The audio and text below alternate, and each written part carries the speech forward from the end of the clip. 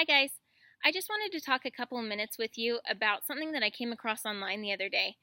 I found this article while I was reading online called Archaeology, Relics, and Book of Mormon Belief, written by John E. Clark. He published this article in 2005 in the Journal of Book of Mormon Studies. Basically, what he's talking about is this theory that Joseph Smith couldn't have written the Book of Mormon by himself, but rather translated it by the power of God. And he backs up this theory through showing us ancient relics and artifacts that they've discovered in Mesoamerican countries and cities that back up and bring his theory to life.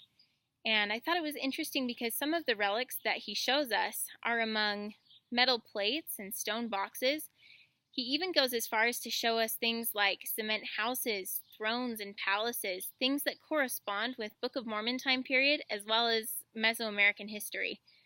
And I thought the most interesting point, and what I learned the most from it, was that Joseph Smith was translating words of ancient prophets, but he could have known some of what he was translating on his own. Let me explain.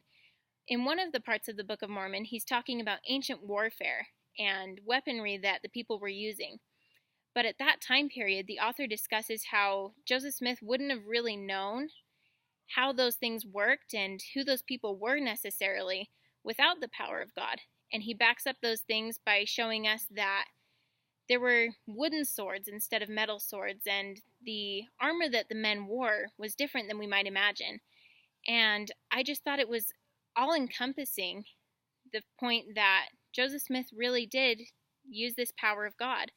And I love it because the article wraps up with a testimony from the prophet Gordon B. Hinckley.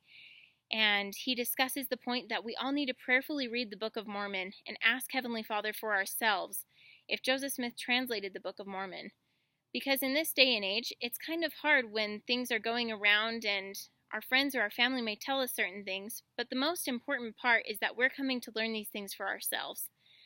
So I'm going to put the link to the article below, and I invite all of you to just prayerfully read the Book of Mormon and ask Heavenly Father for yourself.